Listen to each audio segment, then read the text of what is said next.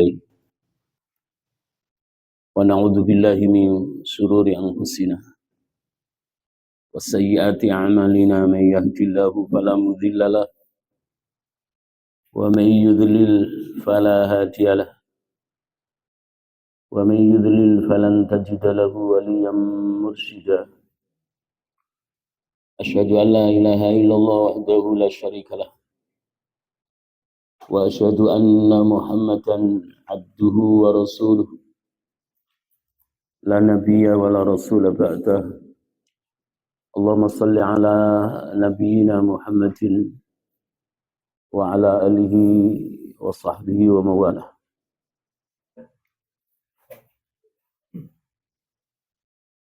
Ikhwati fillah rahimani wa rahimakumullah wa azani Allah wa iyyakum. Usikum wa nafsi bi taqwallahi wa ta'atihi la'allakum tattaqun. La'allakum turhamun, la'allakum tuflihun. Yaqulullah Rabbuna tabaraka wa ta'ala wa huwa khaliquna wa wahibu hayatina. Fi kitabihil aziz a'udzu billahi as-sami'il 'alim minasy syaithanir rajim. Ya ayyuhalladzina amanu taqullaha haqqa tuqatih wa la tamutunna illa wa antum muslimun. Ya ayyuhan nasu taqu rabbakumul ladzi khalaqakum min nafsin wahidah wa khalaqa minha zawjaha wa batha minhuma rijalan katsiran wa nisaa'a wattaqullaha alladzi tasaaluna bihi wal arham innallaha kana 'alaikum raqiban.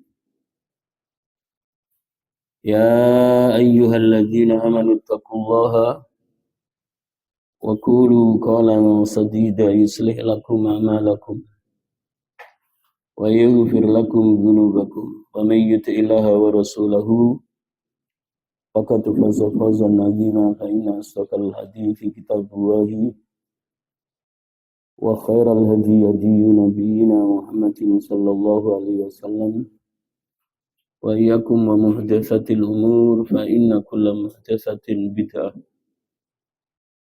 wa kulla bid'atin dhalalah wa kulla dhalalatin finnar. Allahumma anfa'na bima 'allamtana wa 'allimna ma yanfa'una wa zidna 'ilman warzuqna fahman. Allahumma inna nas'aluka 'ilman nafi'a wa rizqan thayyiban wa amalan mutaqabbala. Allahumma inna na'udzubika min 'ilmin la yanfa' wa qalbin la yakhsha wa min nafsin la taswa wa min da'watin la yustajabu laha. Allahumma la sahla illa ma ja'altahu sahla wa anta taj'alul hazna idza syi'ta sahla. Amma ba'd, ikhwati fillah rahimani wa rahimakumullah. Rasa syukur yang tak terhingga atas segala nikmat yang Allah karuniakan kepada kita sampai malam hari ini. Nikmat duduk bersama di majelis yang mulia, majelis ilmu, majelis tempat kita meningkatkan kualitas iman kepada Allah Subhanahu wa taala.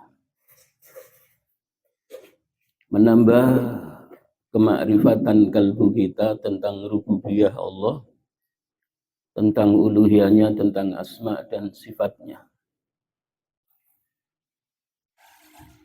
Berusaha untuk meningkatkan kualitas Islam kita menjadi Islam yang kafah melalui peningkatan pemahaman tentang syariat agama kita. Syariat agama Allah Subhanahu wa taala, agama Islam, agama yang harus kita jaga, kita pelajari, kita amalkan perintah-perintah yang ditetapkan oleh Allah di dalam Al-Quran, dan meninggalkan larangan-larangan yang Allah telah melarang kita,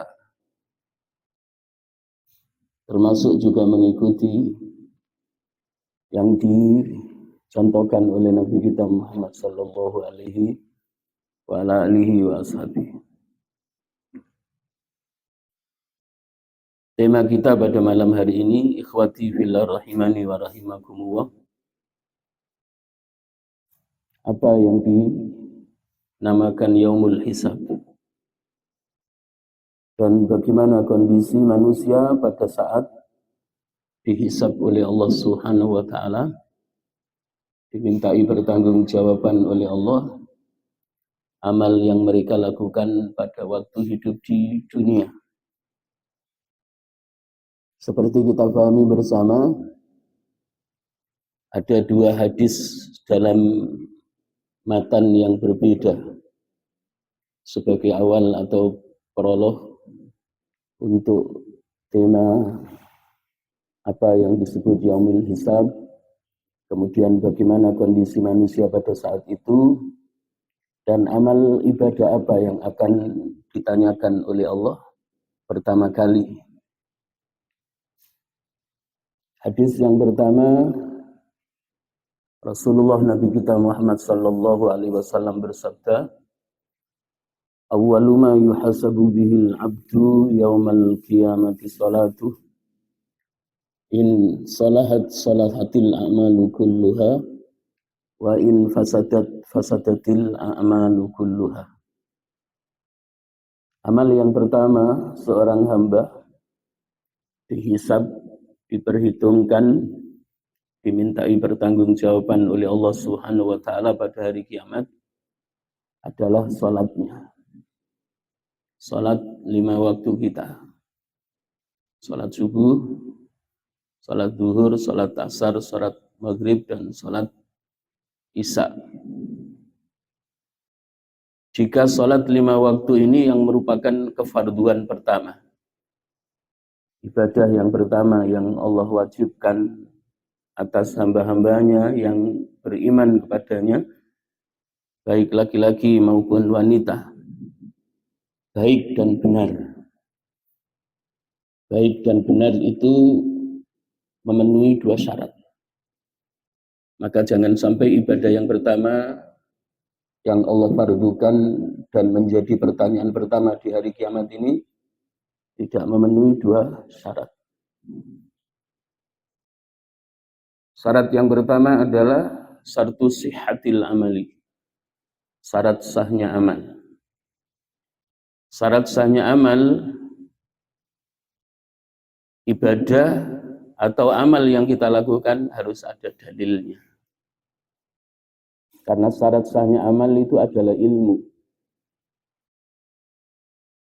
Ilmu yang bersumber dari 2 sumber.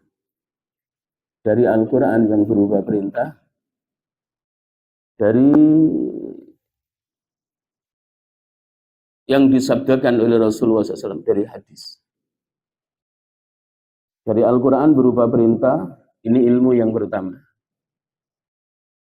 Yang kedua adalah ilmu yang bersumber dari Nabi kita Muhammad SAW yang disebut sebagai sumber yang kedua, yang berupa contoh. Atau kalau kita singkat adalah syarat yang pertama itu disebut mutaba'ah. Dalam mutaba'ah ada 2 hal yang harus kita perhatikan. Dalam mutaba'ah itu ada perintah dan ada contoh. Karena mutaba'ah itu sumbernya ada 2. Al-Quran yang berupa perintah, kemudian hadis Nabi yang mencontohkan. Ketika ada perintah tidak ada contoh, maka kita akan sulit dalam menjalankan perintah. Seperti perintah kefarduan yang pertama, salat 5 waktu yang Allah fardukan untuk kita. Allah ciptakan kita dari golongan manusia, termasuk juga bangsa jin. Tujuannya adalah untuk beribadah. Sebagaimana yang Allah firmankan di dalam surah Ad-Dariyat ayat 56, A'udzubillahi minasyaitonirrajim, wa ma khalaqtul jinna wal insa illa liya'budun. Dan tidaklah aku ciptakan jin dan manusia, melainkan mereka aku ciptakan ada tujuan besar. Jadi dalam penciptaan dua makhluk ini ada tujuan besar. Tujuan besarnya adalah liya'buduni. Mereka diperintahkan oleh Allah mentauhidkan Allah dalam rububiyahnya, dalam uluhiyahnya, dalam asma dan sifatnya. Mereka diperintahkan untuk beribadah kepada Allah Subhanahu wa ta'ala. Kalau ada manusia yang mereka diciptakan oleh Allah untuk beribadah, kok tidak mau beribadah berarti kehilangan kemanusiaannya. Kemudian ibadah yang Allah perintahkan itu seperti tadi kami sampaikan harus memenuhi dua syarat. Sehingga nanti jawabnya kita tidak kerepotan ketika ditanya oleh Allah Subhanahu wa ta'ala. Syarat yang pertama, syaratu sihhatil amali, syarat sahnya amal. Syarat sahnya amal itu mutaba'ah. Ada perintah, ada contoh. Perintahnya dari Allah di dalam Al-Quran, contohnya dari Rasulullah SAW. Kalau ada orang beribadah kok tidak mutaba'ah, berarti syarat yang pertama tidak terpenuhi. Maka akan repot nanti menjawabnya ketika ditanya oleh Allah Subhanahu wa ta'ala di mahsyar, yaumal hisab, pada hari perhitungan amal. Baik perhitungan amal yang Allah lakukan terhadap hambanya dari golongan manusia maupun terhadap hambanya dari golongan jin. Syarat yang kedua adalah syaratu qabulil amali. Syarat diterimanya amal itu adalah al-ikhlasu. Al-ikhlasu, ikhlas. Al-ikhlasu fil amali, ikhlas dalam beramal. Ikhlas dalam beramal itu penentu. Sudah mutaba'ah ibadahnya, ada perintah, ada contoh, kok tidak ikhlas, ditolak. Ikhlas saja tanpa mutaba'ah juga sama, ditolak. Tapi di antara dua syarat ini yang menjadikan kualitas ibadah kita 100% dapat pahalanya, atau 75%, atau 50% atau 25% kembalinya adalah kepada niat. Sama-sama ibadah kita sudah mutaba'ah sesuai perintah, diilmui, ada dasarnya dari Al-Quran, diilmui, ada contoh dari Nabi, berdasarkan hadis Nabi. Tapi apa? Ikhlasnya berbeda, maka nilai kualitas pahalanya, ganjarannya juga berbeda. Jadi dua syarat ini harus terintegrasi, terpenuhi, tidak ada yang boleh ditinggalkan. Mutaba'ah saja, ibadahnya berdasarkan ilmu dan berdasarkan contoh, tidak ikhlas, ditolak. Ikhlas saja tanpa ilmu juga lancang, ditolak sama Allah Subhanahu wa ta'ala. Nanti pun akan dituntut oleh Allah Subhanahu wa ta'ala di akhirat. Maka ibadah ya sesuai dengan Allah yang menciptakan kita untuk beribadah kepadanya. Kalau tidak ada perintah, tidak ada contoh, ya kita tinggalkan. Kalau ada perintah, ada contoh, kita jalankan. Kembali kepada hadis 1, in salahat salahatil amalu kulluha. Jika salat seorang hamba ini nanti ketika dihisab, dihitung, dinilai oleh Allah Subhanahu wa ta'ala benar, baik, maka amal yang lain pun menjadi baik. Karena innas salata, ya, salat itu adalah, ya, innas salata kanat 'alal mu'minina kitaban mawquta. Sesungguhnya salat 5 waktu itu wajib atas orang-orang mukmin dan waktunya sudah ditentukan. Dan ketika salat yang kita tunaikan adalah benar, memenuhi dua syarat, syarat sahnya amal dan syarat diterimanya amal, maka salat kita akan dapat mencegah dari perbuatan keji dan perbuatan mungkar. Banyak orang yang menunaikan ibadah yang pertama salat 5 waktu ini, tapi salat 5 waktu tidak bisa dijadikan sebagai barometer amal yang lain. Karena apa? Dua syaratnya belum sempurna, belum terpenuhi dengan sempurna. Dalam hadis yang lain, in salahat faqad faza wa aflah wa in fasadat faqad khaba wa khasira. Amal yang pertama dihisab oleh Allah seorang hamba di hari kiamat adalah salatnya. Ketika salatnya benar, faqad faza wa aflah, maka sungguh ia beruntung dan berbahagia. Tapi ketika salatnya tidak benar, faqad khaba, maka dia menjadi seorang muslim yang gagal. Wa khasira, dan merugi. Pada saat dihisab oleh Allah Subhanahu wa taala, ditanya oleh Allah tentang amal pertama yang dilakukan pada waktu hidup di dunia.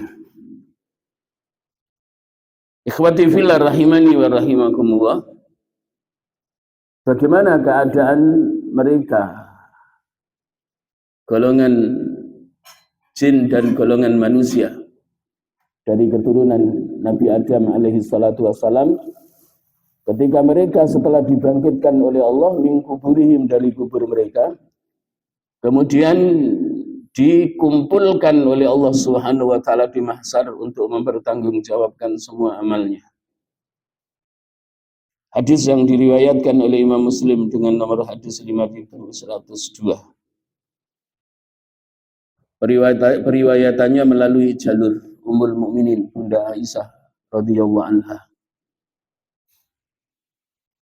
Bunda Aisyah berkata bahwa sesungguhnya Rasulullah SAW telah bersabda, yuhsyarun nasu yaumal qiyamati hufatan auratan ghuralan. Ini kondisi setiap hamba Allah dari golongan manusia, termasuk juga dari golongan jin. Semua manusia, walaupun hadis Nabi ini menjelaskan manusia, ya, jin tidak disebutkan oleh Nabi. Yuhsyarun nasu, semua manusia di hari kiamat nanti akan dikumpulkan oleh Allah. Setelah bangkit dari alam barzah, hufatan, ya, tidak pakai alas kaki. Kalau bahasa pesantrennya ngodok, ya, nggak pakai sandal, Mas Muqaddam. Padahal panasnya luar biasa.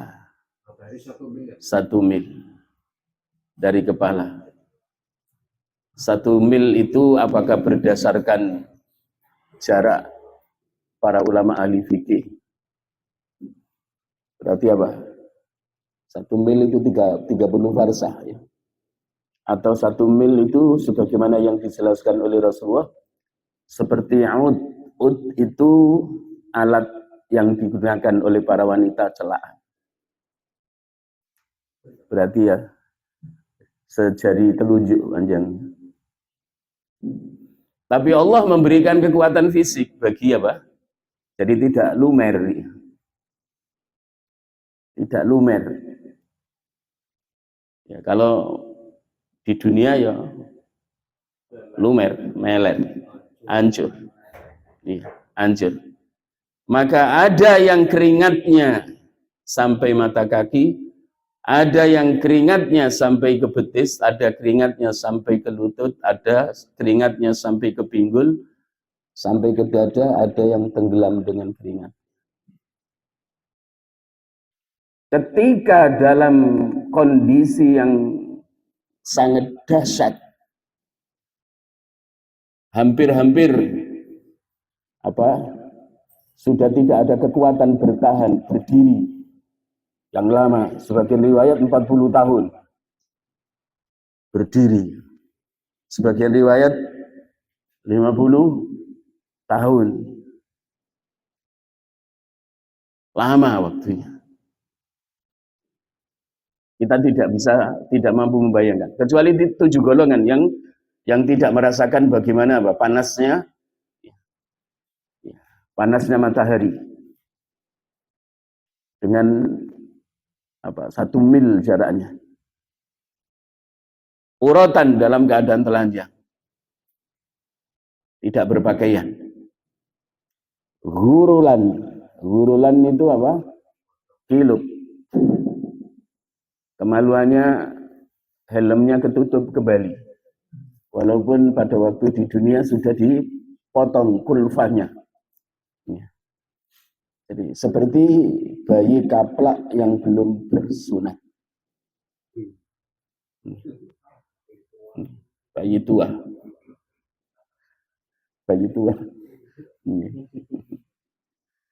Pernah Bunda Aisyah bertanya kepada Rasulullah SAW, apakah tidak malu ya Rasulullah? Apakah satu sama lain tidak memperhatikan dan tidak malu ya Rasulullah?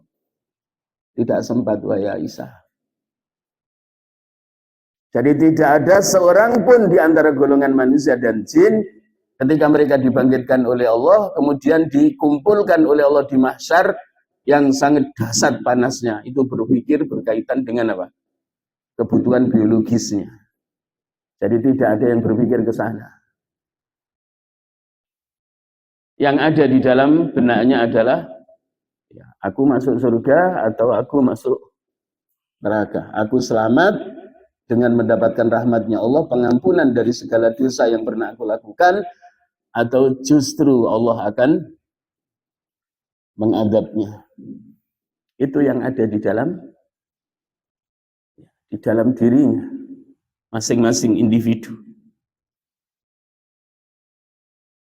Ikhwati fillah rahimani wa rahimakumullah. Kemudian di dalam hadis yang diriwayatkan oleh Imam Bukhari dengan nomor hadis 4371, orang yang pertama kali dipakai dengan pakaian surga setelah penghisaban amal adalah kakek buyut Nabi kita Muhammad SAW, Abul Muwahhidin, Nabi Ibrahim alaihissalam. Inna awwala man yuksa yaumal qiyamati Ibrahim alaihissalam. Sesungguhnya orang yang pertama diberi pakaian oleh Allah pada hari kiamat setelah bangkit dari alam barzah dalam keadaan telanjang adalah Nabi Ibrahim. Kenapa tidak Nabi Muhammad saja? Malah Nabi Ibrahim. Ya Rasulullah memberitahu pertanyaan kenapa yang tidak ada. Kalau pertanyaan kenapa saya tidak bisa jawab karena tidak ada jawabannya. Karena dalam hadisnya tidak ada jawabannya. Kenapa bukan Nabi? Karena Nabi tidak menjelaskan aku yang pertama kali diberi pakaian. Tapi Rasulullah SAW menjelaskan bahwa kakek buyutnya, ya, Nabi Ibrahim. Karena Rasulullah SAW itu dari keturunan min dzurriyyati Ibrahim melalui jalur Nabi Ismail alaihissalam. Jadi Nabi Ibrahim itu yang pertama kali. Sebagaimana berdasar pada hadis yang sahih yang diriwayatkan oleh Imam Bukhari dalam sahihnya dengan nomor hadis 4371. Ada hadis yang lain juga yang diriwayatkan oleh Abu Dawud dalam Sunan Abu Dawud. Dan juga diriwayatkan oleh Imam Ibnu Hibban dalam sahihnya. Hadis ini disahihkan oleh Syekh Al-Albani dalam Sahih At-Targhib wa Tarhib dengan nomor hadis 3575. Al-mayyitu yub'atsu fi thiyabihi allati yamutu fiha. Ya. Al-mayyitu yub'atsu fi thiyabihi allati yamutu fiha. Mayit itu akan dibangkitkan oleh Allah. Orang yang meninggal itu akan dibangkitkan oleh Allah dengan pakaian yang dikenakan ketika mati. Ketika mati. Tapi ini khusus bagi orang yang mati syahid sama orang yang diwafatkan oleh Allah dalam memakai pakaian ihram saat haji maupun pada saat umroh. Ya. Sehingga tidak terjadi paradok bertentangan dengan hadis yang pertama tadi. Bahwa manusia dibangkitkan oleh Allah dalam keadaan telanjang. Jadi khusus dua golongan yang sangat istimewa. Ya, orang yang mati syahid itu ya pakaian perang yang dikenakan sambil apa? Bercucuran apa? Darah dan atyabu minal miski, lebih harum dari minyak misik. Lebih harum dari minyak misik. Yang kedua adalah apa? Orang yang diwafatkan oleh Allah ketika beribadah haji masih mengenakan pakaian ihram. Maka pakaian ihram itulah yang akan dikenakan ketika dibangkitkan oleh Allah dalam keadaan talbiyah. Labbaik Allahumma labbaik, labbaik la syarika laka labbaik. Jadi dalam keadaan membaca talbiyah dan memakai pakaian ihram. Tidak secara umum kemudian bangkit dengan menggunakan pakaian kain kafan yang dikenakan. Ya, karena nanti bertentangan dengan hadis tadi yang pertama. Ya, hadis yang pertama yang diriwayatkan oleh Imam Muslim dengan nomor hadis 5102 melalui periwayatan ya, Bunda Aisyah. Jalur periwayatannya melalui Bunda Aisyah. Jadi ketika dikumpulkan oleh Allah dalam keadaan hufatan, ngodok, tidak pakai sandal, tidak pakai sepatu, uratan telanjang, gurolan, belum bersunat. Ikhwati fillah rahimani wa rahimakumullah.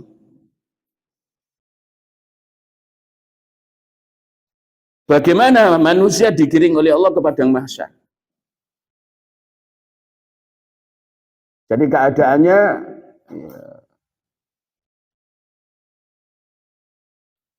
ada tiga keadaan. Jadi umat Rasulullah SAW itu dikumpulkan oleh Allah dari tempat bangkitnya, di mana dari alam barzakh, dari awal dibangkitkan dari alam barzakh, kemudian apa dikumpulkan oleh Allah di mahsyar, itu ada tiga keadaan. Kalau keadaan pertama tadi apa? Keadaan secara apa? Secara fisik ketika apa? Keadaan secara fisik ketika bangkit dari alam barzakh tadi apa? Tidak pakai sandal, kemudian telanjang, lalu apa? Kilup kemaluannya. Seperti belum disunat. Tapi keadaan perjalanannya ada tiga juga.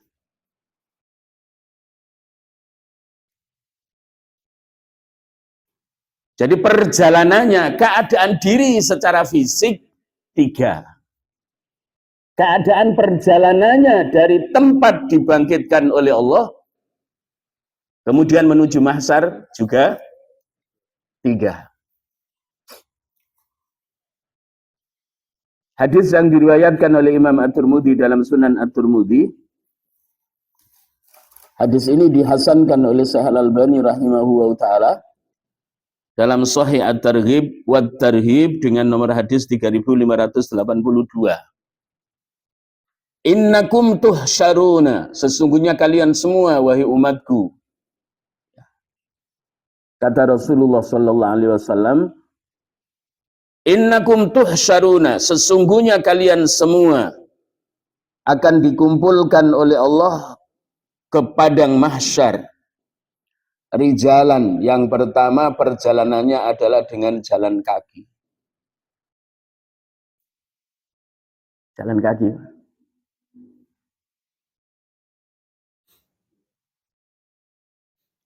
Yang kedua warukbanan.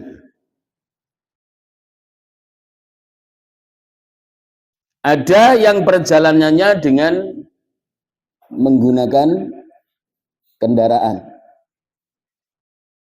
dari amalnya. Kembalinya adalah apa? Biqadri a'malihi. Cepatnya sampai di mahsyar sesuai dengan amalnya. Karena amal yang akan menjadi kendaraannya. Termasuk apa? Ibadah kurban kita itu juga menjadi apa? Kendaraan kita. Tapi bukan kendaraan secara fisik, hewannya yang kita tunggangi. Dhuhayakum matayakum. Dhuhayakum matayakum. Ibadah kurban kalian itu adalah menjadi kendaraan kalian.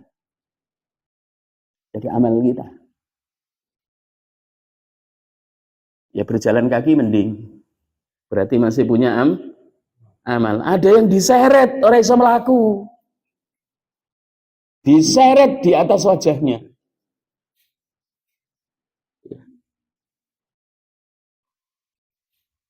Wa tujarruna ala wujuhihim.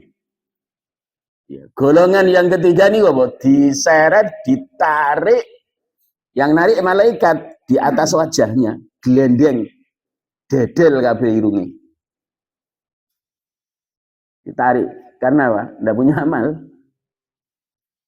Ngadeg wae ora iso. Mlaku ora iso.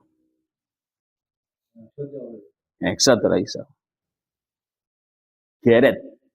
Dedel kabeh. Lah yang nunggang menaiki kendaraan kan ada yang cepat, ada yang tidak. Ya biqadri amalihi. Jadi disesuaikan dengan amalnya pada waktu hidup di dunia. Ya. Nah, sing paling cepat ya umat Kanjeng Nabi. Iya. Kalian adalah umat yang terakhir, tapi kalian yang pertama. Iya, kan? Sebagaimana yang disabdakan oleh Rasulullah SAW. Dan di mahsyar pun terdepan.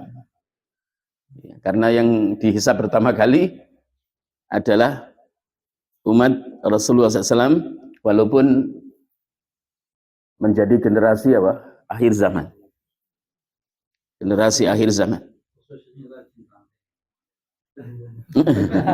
Amin. Amin. Nggih. Ya, yang orang angkat ya. Balik. Nggih. Yang banyak, yang istiqomah duduk di majelis ilmu paling gampang mlebu swarga nih. Hadisnya jelas. Kemudian Abu Sa'id Al-Khudri juga menceritakan hadis yang didengar dari Nabi kita Muhammad SAW. Hadis ini juga diriwayatkan oleh Imam Bukhari dalam sahihnya dengan nomor hadis 6042 dan juga diriwayatkan oleh Imam Muslim dengan nomor hadis 5020 melalui jalur Abu Sa'id Al-Khudri radhiyallahu anhu ta'ala.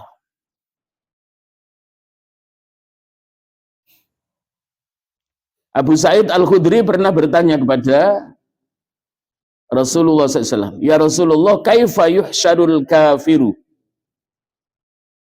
Ini berkaitan dengan apa? Yang dikumpulkan di mahsyar kemudian diseret di atas apa? Ala wujuhihim.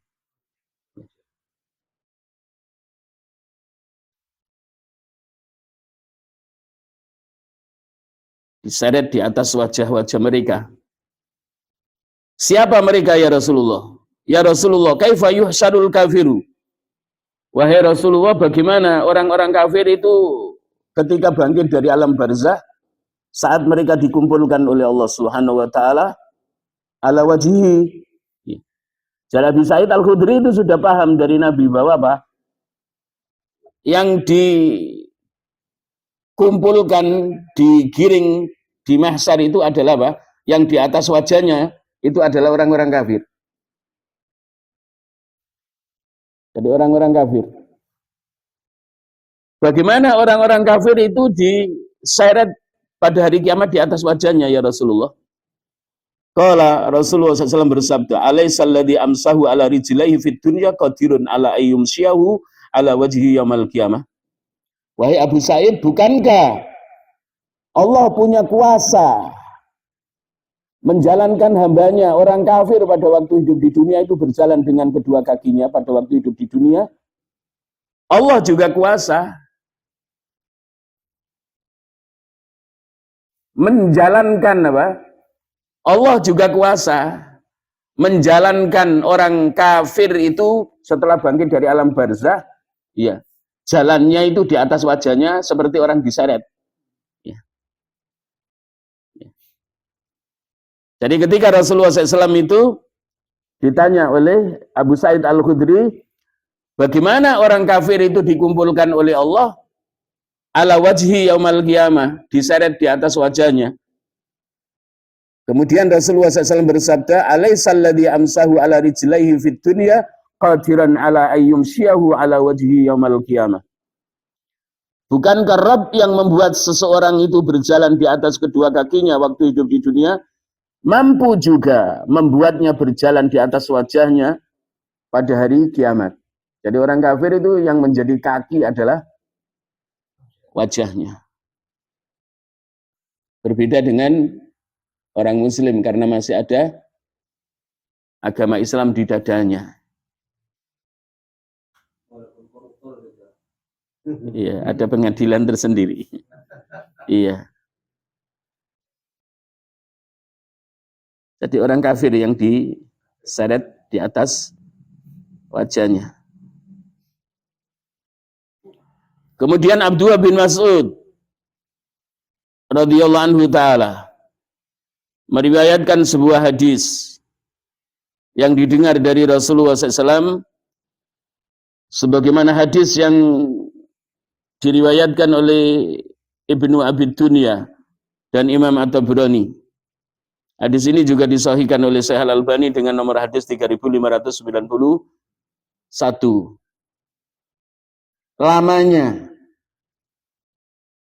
Lamanya berdiri setelah kumpul di mahsyar. Tidak 1 hari 2 hari.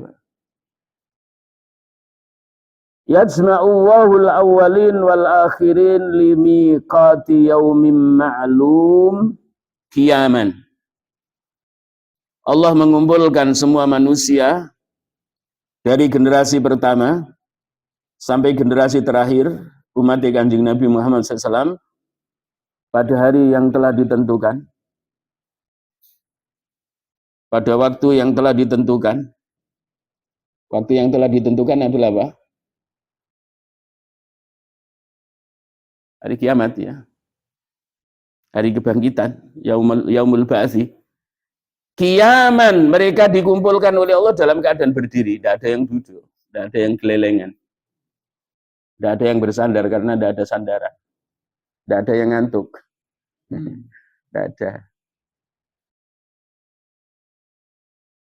Berapa lamanya? Arba'ina sanatan.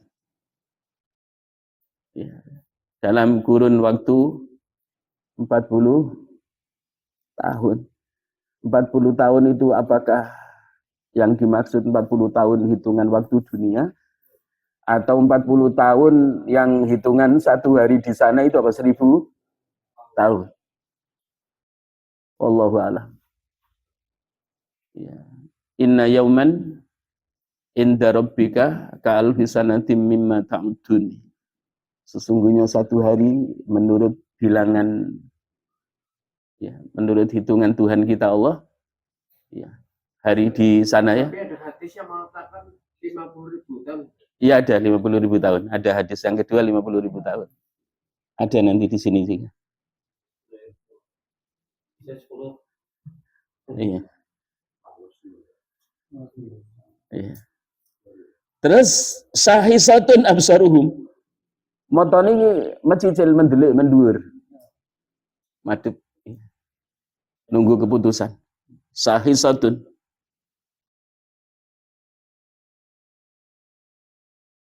Absaruhum. Yang tadiru nafas al qadha. Mereka menunggu keputusan dari Tuhannya. dimulai apa? Yaumal fasli. Yaumal fasli itu apa? Hari keputusan, dimulainya perhitungan amal. Jadi dibukanya Mahkamah Agung Allah Subhanahu wa taala untuk mengadili apa? Bangsa manusia dan jin.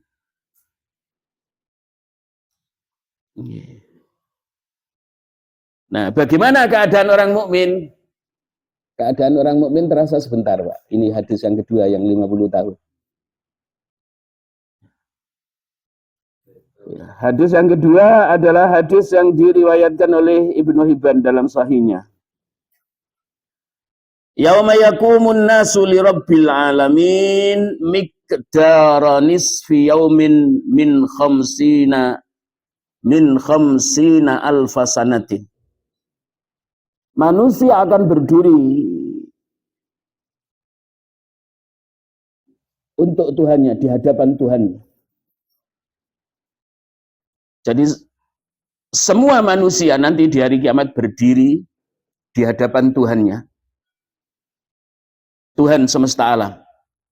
Miqdara nisfi yaumin Miqdara nisfi yaumin. Saat itu selama setengah hari dari 50.000 tahun di dunia. Dan akan diringankan. Fayuhawwanu dzalika 'alal mu'mini katadallis syamsi lil ghurubi ila antaghrub. Khusus bagi seorang mukmin yang lamanya waktu itu saat itu selama setengah hari dari setengah hari dari 50.000 tahun itu bagi seorang mukmin diringankan oleh Allah, ya. Diringankan oleh Allah setengah hari tersebut seperti waktu antara menjelang tenggelamnya matahari sampai tenggelamnya, iya. Setengah hari tersebut seperti waktu antara menjelang tenggelamnya matahari, iya. Tenggelamnya matahari. Kata dalil samsilil huruf. Kata dalil samsilil huruf itu seperti apa? Seperti condongnya matahari lil huruf ila antaghrub. Condongnya matahari ke arah barat yang hampir senja, hampir tenggelam. Hampir tenggelam. Jadi bagi seorang mukmin itu tidak lama sekali. Iya. Tidak lama sekali. Diibaratkan seperti apa? Seperti matahari yang hampir hampir masuk waktu maghrib. Jadi tidak begitu lama. Tapi bagi orang kafir lama.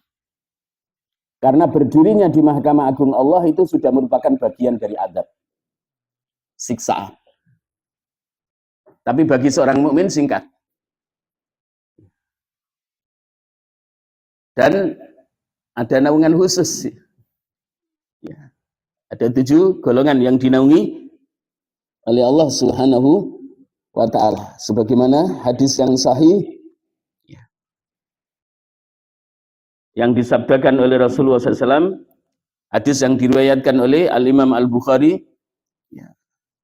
Dalam Sahih Bukhari di jilid 2 halaman 143, ya. Termasuk juga diriwayatkan oleh Imam Muslim dalam sahihnya dengan nomor hadis 1031.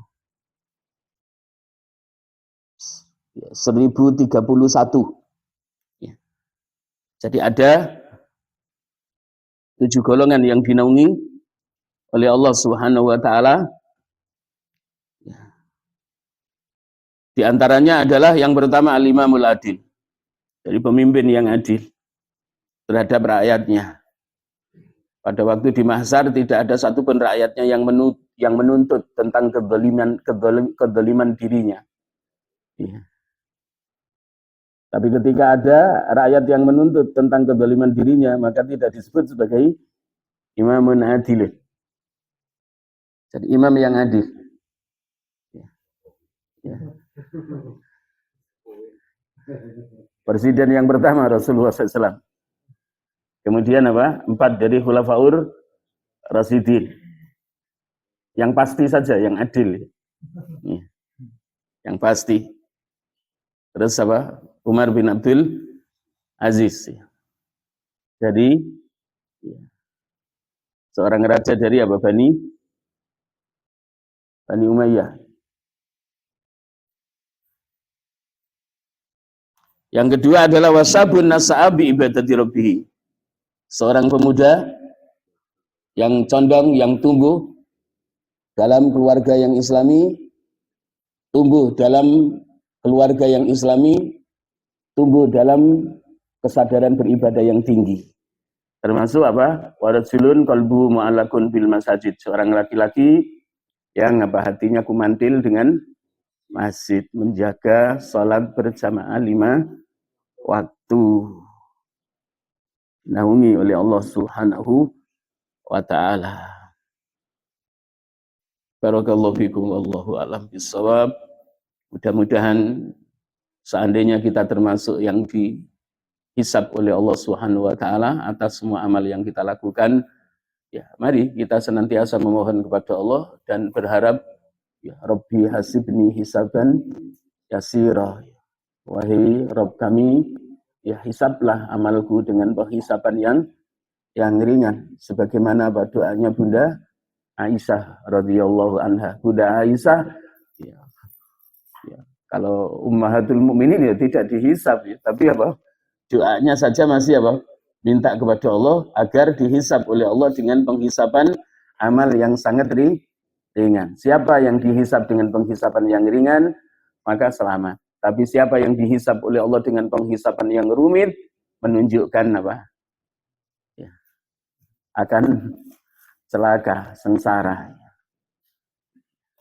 Maka Rabbi hasibni hisaban yasira. Kita sampaikan kepada Allah Subhanahu wa taala, seandainya kita termasuk golongan umat Nabi yang dihisab amal kita minta supaya penghisaban amalnya adalah penghisaban yang ringan, yang tidak rumit. Ya, barakallahu fikum wallahu a'lam bissawab. Assalamualaikum warahmatullahi wabarakatuh.